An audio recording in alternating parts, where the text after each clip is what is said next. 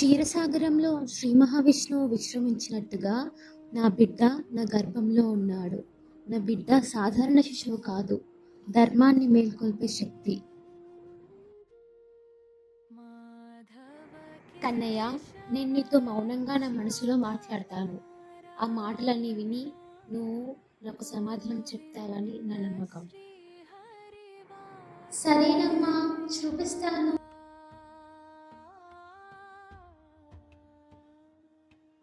ప్రపంచవ్యాప్తంగా మన సనాతన ధర్మానికి ఉన్న గొప్పతనం నచ్చటవా?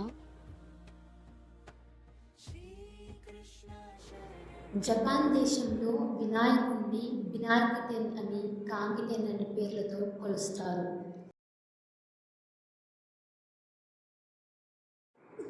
బ్రహ్మదేవుణ్ణి బోంటెన్ అనే పేరుతో కొలుస్తారు. బెన్సైటెన్ దేవత మన సరస్వతీదేవి పేరు. సరస్వతీదేవి చేతిలో వీణ పట్టుకున్నట్టే బెన్సైటెన్ దేవి బివా పట్టుకుంటుంది.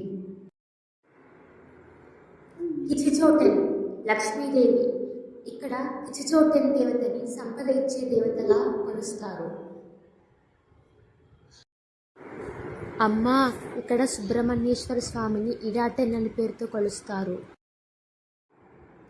చాలా బాగా చెప్పావు కన్నయ్య, ఇంట్రెస్టింగ్. ఇప్పుడు నేను నీకు ఒక విషయం చెప్తాను. మన దశావతారాల్లో చాలా అవతారాలు మన ఆంధ్రభూమిపై వెలిశాయి. మత్స్యావతారం నాగలాపురం, కూర్మావతారం శ్రీకూర్మం, అహోబెలం నరసింహస్వామి అవతారం, శ్రీరామ ఒంటిమిట్ట. ఆంధ్రభూమి ఎంతోమంది మహిళలు నడిచిన పుణ్యభూమి. ఇక్కడ నడిచింది కేవలం మనుషులు కాదు, అవతారాలు. నా బిడ్డ ఈ పుణ్యభూమి మీద జన్మ తీసుకుంటున్నందుకు నాకు నిజంగా చాలా సంతోషంగా ఉంది. రాముడిలా ఆదర్శంగా మహనీయుడిగా ఉండాలి. అందుకే నీ పేరు రామానుజ్ మహాన్.